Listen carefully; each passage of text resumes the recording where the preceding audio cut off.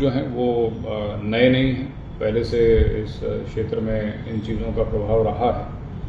आने वाले समय में हमारे मार्गदर्शन जो है AGTF से प्राप्त करते हुए, जो कि इसके लिए विशेष एजेंसी है जिसका राज्य सरकार ने गठन किया था, उनके साथ जो है सामंजस्य स्थापित करते हुए, लोकल फीडबैक लेते हुए एक मल्टी प्रोंग्ड अप्रोच के साथ में इन इश्यूज़ को हैंडल किया जाएगा, चाहे वो उनके सोशल मीडिया फॉलोअर्स हों, ग्राउंड फोर्स हो या बड़े क्रिमिनल्स जो कि इस पूरे नेटवर्क में शामिल हैं, उनको उनकी रीढ़ की हड्डी तोड़ने का हमारे द्वारा काम किया जाएगा। सर, पाकिस्तान द्वारा जो है नार्को टेररिज्म यहाँ फैलाया जाता है, ड्रोन एक्टिविटीज़ बहुत होती है। यहाँ के जो लड़के वो कुरियर बॉय का काम करते हैं, यहाँ से ड्रोन से जो हीरोइन आती है उसको पिकअप करते हैं, पंजाब के अंदर सप्लाई करते हैं। उस चैन को तोड़ने के लिए किस प्रकार से क्या भूमिका रहेगी? तो डेफिनेटली इंटरनेशनल बॉर्डर अपने आप में चैलेंज और एक बड़ी जिम्मेदारी है, और ड्रोन ड्रॉपिंग्स और उसके साथ ही साथ वेपन ड्रॉपिंग्स भी जो हैं वो देखने को मिलती हैं। सीमा पर BSF चौकस BSF के साथ में एक सामंजस्य स्थापित करते हुए और बॉर्डर रिलेटेड एरियाज में जो हमारा स्थानीय नेटवर्क है, मुखबिर तंत्र है, हमारे कम्युनिटी लाइजन के जो घटक जितने भी हैं उनको साथ में लेते हुए एक प्रॉपर इंटेलिजेंस कलेक्शन और उसके बाद एक प्रभावी कार्रवाई जो है उस क्षेत्र में हो और पुलिस का एक प्रभाव और विश्वास बॉर्डर के क्षेत्र में रहे, ये एक प्राथमिकता है। बीकानेर जिला सीमावर्ती इलाका है, हरियाणा पंजाब बॉर्डर लगता है, इधर पाकिस्तान लगता है। अवैध तस्करी को लेकर किस तरह से रोकथाम करेंगे? तस्करी, यदि हम नशे की तस्करी की बात करें तो कानून जो है वो काफ़ी स्ट्रॉन्ग है। उसी कानून को एक इफेक्टिव तरीके से इस्तेमाल करना, यूटिलाइज करना और जितने भी लोग अपराधी इस क्षेत्र में शामिल हैं उनको लगातार पीछा करना, न केवल विधिक कार्रवाई उनके व्यक्तिगत उनके विरुद्ध करना, बल्कि उनके द्वारा जो इस नशे की तस्करी को कर करके और एक संपत्ति उनके द्वारा जो अर्जित की गई उस संपत्ति को भी हम टारगेट करेंगे आने वाले समय में। NDPS की धारा 68F जो एक मजबूत प्रावधान है NDPS का, उसका प्रयोग करते हुए आने वाले समय में आपको देखने को मिलेगा कि जो एक फाइनेंशियल बैक जो होती है उसको तोड़ा जाएगा। हाईवे में सड़क दुर्घटनाओं को रोकने की किस तरह से प्राप्त करेंगे? इसमें देखिए अगेन ये जो इशू है ये भी मल्टी एजेंसी इशू है। इसमें तमाम रोड ओनिंग एजेंसी जो होती है, उदाहरण के तौर पर चाहे PWD हो या अन्य कोई एजेंसी हो, प्रशासन हुआ, उसमें ट्रांसपोर्ट विभाग है, सभी के साथ में जिला कलेक्टर महोदय की अध्यक्षता में एक बैठक होती है रोड सेफ्टी की। उसमें इश्यूज़ को आइडेंटिफाई किया जाएगा, हॉटस्पॉट, ब्लैक स्पॉट्स और एक्सीडेंटल हॉटस्पॉट्स जो हैं उनको आइडेंटिफाई करके और वहाँ पे किस प्रकार से हम लोग एनफोर्समेंट कर सकते हैं जिससे कि आने वाले समय में रोड एक्सीडेंट्स में होने वाली मृत्यु को और घायलों की संख्या को हम कम कर सकते हैं। टेक्नोलॉजी का ज़माना है, आर्टिफिशियल इंटेलिजेंस आ चुका है। जिस प्रकार से डीप फेक वीडियोस बनते हैं हमारे ऑफिसर्स के ऊपर, हमारे पास मल्टीपल एजेंसी मैक भी है, किस प्रकार से रोकथाम करी जा सकती है उसके माध्यम से? देखिए, आर्टिफिशियल इंटेलिजेंस एक खतरा है, साथ ही साथ एक अपॉर्चुनिटी भी है। पुलिस इसे अपने सकारात्मक तरीके से इसको प्रयास करके इस्तेमाल करके अपराधों को खोलने में भी काम ले सकती है। आमतौर पे सोशल मीडिया पे जो हमें देखने को मिलता है कि आर्टिफिशियल इंटेलिजेंस का प्रयोग करके कहीं कहीं जो है एक फेक वीडियो या फेक फोटोग्राफ्स जो हैं वो तैयार किए जाते हैं और कहीं न कहीं उसका दुरुपयोग किया जाता है। थानों में फरियादी को इंफॉर्मेशन टेक्नोलॉजी एक्ट के प्रावधान जो हैं वो क्लियर हैं, BNS के प्रावधान क्लियर हैं, BNSS के प्रावधान क्लियर हैं।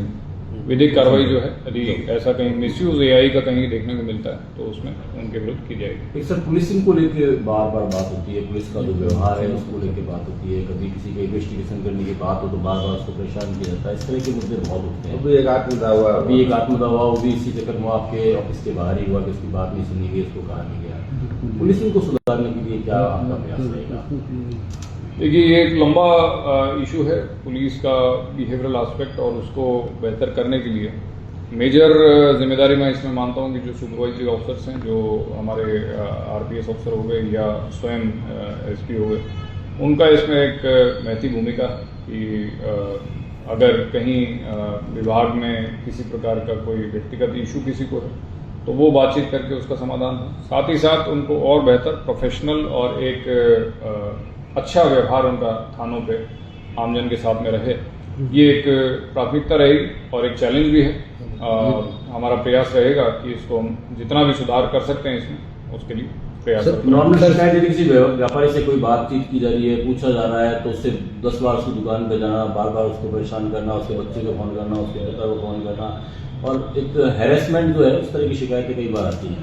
तो उसके लिए क्या जो इन्वेस्टिगेशन ऑफिसर्स जो हैं, जो SI ASI लेवल के लोग होते हैं, उनके बारे में क्या कहेंगे?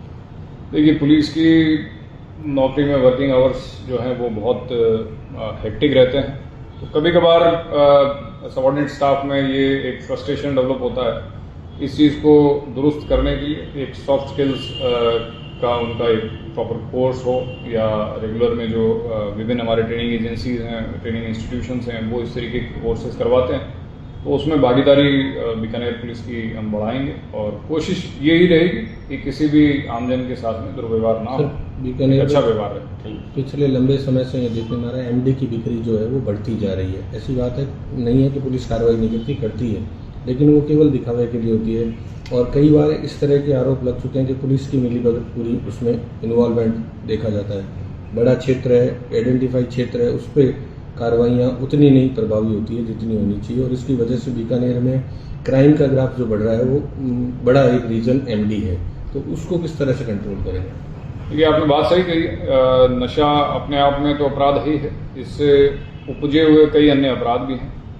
नशा तस्करी में या नशा प्रयोग करने वाले जो व्यक्ति हैं वो जब नशा करने के लिए पैसा नहीं होता है तो वो पेटी ऑफेंसेस में इन्वॉल्व होते हैं, छोटी मोटी चोरियां करते हैं, कहीं चेन स्नैचिंग, मोबाइल स्नैचिंग, इस प्रकार के अपराध जो हैं वो कहीं ना कहीं उनकी उपज जो है वो नशे से है। तो जैसा मैंने पहले भी बताया कि एक ओवरऑल एक मल्टीप्रोंग्ड अप्रोच और एक विशेष ऑपरेशन जो है वो नशे के विरुद्ध हम चलाएंगे। प्रयास यही रहेगा कि न केवल एनफोर्समेंट की कार्रवाई हो, बल्कि एक अवेयरनेस का काम भी जो है वो जिला पुलिस द्वारा किया जाए, और न केवल नशे के व्यापार को खत्म किया जाए, बल्कि इससे जुड़े हुए अन्य जो अपराध हैं उनको भी रोका जाए। सर, साइबर अपराध को रोकने के लिए पुलिस ट्रेनिंग की कमी भी है, उसको पूर्ति करने के लिए क्या प्रयास करें? डेफिनेटली साइबर अपराध आज के समय का एक महत्वपूर्ण चैलेंज है। एक आम आदमी की बड़ी मेहनत से की हुई गाड़ी कमाई जो है वो साइबर अपराधी 1 मिनट में साफ कर देते हैं। उसमें दोनों पहलू हैं। पहला, स्वयं आमजन को जो है इसमें अवेयर होना पड़ेगा, साइबर हाइजीन को फॉलो करना होगा।